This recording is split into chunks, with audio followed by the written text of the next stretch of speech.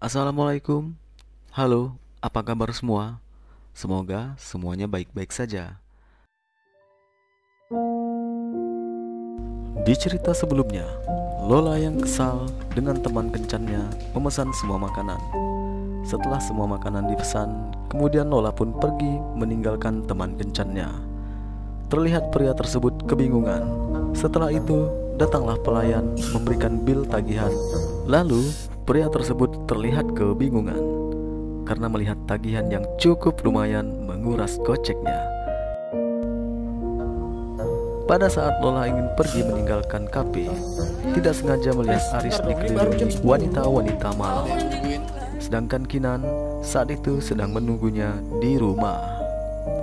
Kembali ke Aris. Kemudian Aris pamit kepada teman-temannya dengan alasan istrinya sedang menunggu di rumah. Terlihat Kinan sedang menangis terseduh-seduh. Lalu ibunya Kinan menelpon dan menanyakan apakah semuanya baik-baik saja. Lalu Kinan mengatakan semuanya baik-baik saja. Setelah selesai menerima telepon dari ibunya, tak lama Aris pun pulang lalu menghampiri Kinan. Kemudian mereka pun mengobrol. Aris yang pada saat itu punya janji ke Raya untuk membacakan dongeng sebelum Raya tidur. Namun Aris pulang telat, membuat Raya kecewa. Tak ingin Raya kembali kecewa, lalu Kinan mengatakan ke Aris untuk tidak mengulanginya lagi. Aris pun meminta maaf dan berjanji untuk tidak mengulanginya. Kinan yang kelihatan lelah dan stres ingin mengecek kandungannya ke dokter pada esok pagi dikarenakan tensinya naik. Besok pagi aku harus ke dokter, Mas. Lalu Aris pun berjanji ke Kinan untuk mengantarnya esok pagi. Cerita pun berlanjut di pagi harinya. Saat Kinan ingin berangkat ke rumah sakit, Kinan mendapat telepon dari rumah sakit dan menginformasikan kalau prakteknya tidak jadi di pagi hari dan dijadwalkan pada sore hari. Oh gitu. Sore aja berarti. Lalu Aris menyarankan untuk mencari dokter lain. Cari dokter lain aja ya. Ini. Namun Kinan tidak mau karena takutnya akan menjelaskan dari awal lagi tentang kehamilannya. Selanjutnya, setibanya Aris di kantor, Aris memanggil karyawannya. Aris mengatakan kepada karyawannya dengan nada yang agak tinggi untuk dapat menyelesaikan presentasinya pada esok hari.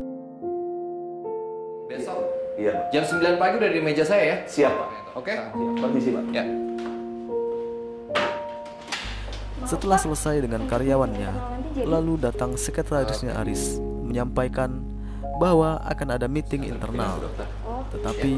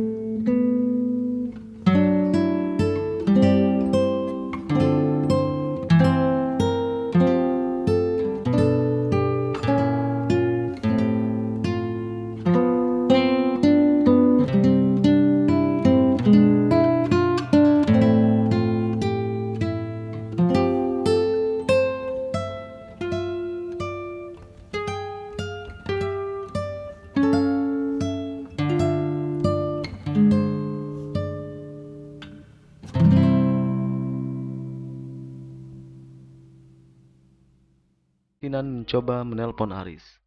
Aris yang lagi enak-enakan dengan selingkuhannya tidak sadar HP-nya ditelepon oleh Kinan. Lalu Kinan mencoba menelpon Bok Tun di bawah karena sudah tidak sanggup lagi menahan rasa sakit. dan sangat lemah, Kinan pun Halo, jatuh. Mami. Mbok Tun yang menyetrika baju seketika kaget, lalu naik ke atas untuk memeriksa Kinan. Mbok Tun histeris melihat Kinan sudah terjatuh di toilet. Lalu Mbok Tun menyuruh Lastri menelpon Aris, namun tetap tidak ada jawaban. Lalu Mbok Tun pun menelpon sahabat-sahabatnya Kinan, Dita dan Lola, dan mengabarkan tentang kondisi Kinan. Selanjutnya, Kinan langsung dibawa ke rumah sakit. Mereka pun panik melihat Kinan kesakitan. Kemudian Dita memberikan semangat ke Kinan kalau dia tidak akan kenapa-napa. Tensinya Kinan cukup tinggi dan akan mempengaruhi bayi yang dikandung Kinan. Lastri dan Boatun mencoba menelpon kembali Aris berkali-kali, namun Aris tak sempat melihat handphonenya. Aris yang pada saat itu sedang melakukan baku cuki dengan Lydia tidak mengetahui bahwa istrinya sedang emergensi di rumah sakit. Kemudian Dr. Wira pun datang untuk mengecek Kinan. Dr. Wira menyuruh Andre dan Dita keluar. Lalu Dr. Wira melakukan penanganan ke Kinan. Setelah keluar, Raya yang sangat khawatir berlari ingin masuk ke dalam untuk melihat keadaan mamimnya. Dengan sigap, Andre menenangkan Raya. Dan cerita pun berlanjut ke part 4A.